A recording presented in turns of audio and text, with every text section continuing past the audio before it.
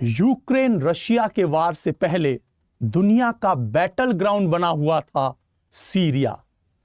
दुनिया के ताकतवर देश America, Russia, NATO forces, Israel अपने मसल्स पावर का प्रयोग किया करती थी और साथ ही साथ में अपनी सारी शक्ति को वहां आजमाती थी, जैसे वो एक शतरंज की बिसात हो। और कुछ ऐसा ही देखने को मिला कि जहां रशिया के प्रेसिडेंट व्लादिमीर पुतिन पूरी तरह से अपनी एनर्जी को लगा चुके थे यूक्रेन वार में, इसी बीच में बाइडेन के द्वारा एक चेकमेट प्लान किया गया और यूएस ने एक बाजी मार ली। और वो बाजी क्या थी? बाइडेन ने सीरिया में एक ऐसी फोर्स को तैयार किया जो बशर अल असद की सरकार को गिरा सकती है। और ऐसा ही कुछ देखने को मिल रहा है कि बशर अल असद की पूरा परिवार मूव कर चुका है रशिया में। जल्द ही आप देख सकते हैं कि बशर अल असद को भी जाना पड़े। तो सबसे पहला पॉइंट है कि ये बशर अल असद कौन है। तो आप देखेंगे बशर अल असद ये प्रेसिडेंट ऑफ सीरिया है, लेकिन ये सीरिया का जो मेजर हिस्सा है उसी के प्रेसिडेंट है। सीरिया के बहुत से अलग अलग हिस्सों को अलग अलग फोर्सेस ने कब्जा रखा है।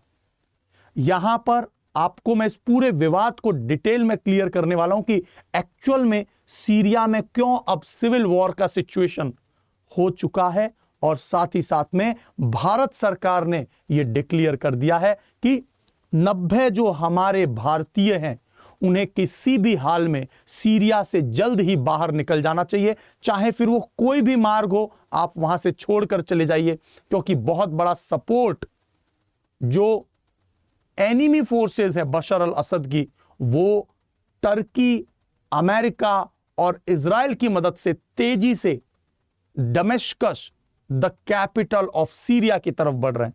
तो चलिए देखते हैं पूरा विवाद क्या है। यहां पर आप देखेंगे सीरिया ये देश है। मैंने इसलिए कहा था कि ये एक ऐसा देश है जहां पर सभी देश अपनी शक्ति प्रदर्शन कर रहे हैं, क्योंकि आप देखेंगे अमेरिका ने मेडिटेरेनियन सी पर लंबे समय तक अपने युद्धपोत को भी अलाइन किया हुआ था। एलेप्पो शहर आज की तारीख में सीरिया के कंट्रोल में नहीं है और अब तो हामा को भी कंट्रोल में कर लिया है। तो ये कौन से ऐसे ग्रुप हैं? द नेम इज हयात तहरीर अल शम।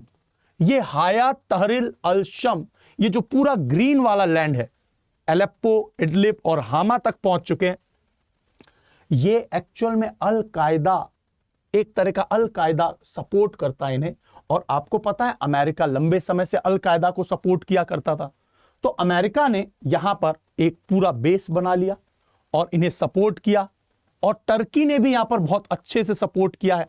साथ ही साथ में इस हयात तहरीर अल शम ने पूरे सपोर्ट की बात कर दी है इजराइल को भी कि हम ऊपर से नीचे आ रहे हैं, आप नीचे से ऊपर आ जाइए, हम दमिश्कश में कंट्रोल कर लेंगे। और ये सिचुएशन होते ही बशर अल असद की फैमिली जा चुकी है रशिया में। तो यहां पर ये पूरा जो माजरा है शायद आपको एकदम क्लियर हो गया होगा। और ये सब हुआ इसलिए क्योंकि व्लादिमीर पुतिन जब पूरी तरह से एंगेज थे, एक बड़ा हिस्सा जो रशिया अपने कंट्रोल में रखता था, रशियन फोर्सेस, ट्रुप्स जो सीरिया में हुआ करते थे, अब यहां पर उनको मुंह की खानी पड़ सकती है। इस सब के बीच में ये पूरा सीरिया देश एक सिविल वॉर में जाता हुआ दिख रहा है। ये जो येलो पार्ट है ये कर्दिश फोर्सेस के पास है, ये जो ग्रीन पार्ट है ये तहरीर अल शम जो कि अल कायदा के द्वारा सपोर्टेड है। तो मतलब आप एक बार फिर देख रहे हैं कि कहीं ना कहीं अब रशिया का ध्यान, मतलब व्लादिमीर पुतिन का ध्यान एक बार फिर अपने अलाइज सीरिया की तरफ बढ़ने वाला है। देखते हैं आगे क्या होगा, लेकिन नो डाउट अभी तक जो दिख रहा है उसमें बाइडेन ने चेकमेट दी है सीरिया में व्लादिमीर पुतिन को।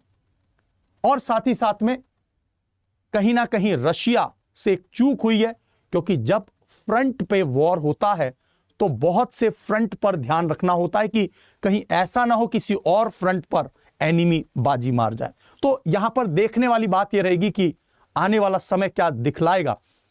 क्या बशर अल असद भी भाग जाएंगे या फिर उनके साथ कुछ और होगा। Let's see what will happen in Syria, but always remember, Syria आगे आने वाले कई सालों तक इस आग में जलता रहेगा और ताकतवर कंट्री अपनी मसल्स पावर का सीरिया में प्रयोग करते रहेंगे। सो ऑन दिस नोट रोकता हूं यहीं। सब्सक्राइब कीजिए चैनल को और आपको समय समय पर क्वालिटेटिव कंटेंट मेरे द्वारा लाए जाएंगे। My name is Rudra Gautam. God bless you all. Thank you so much.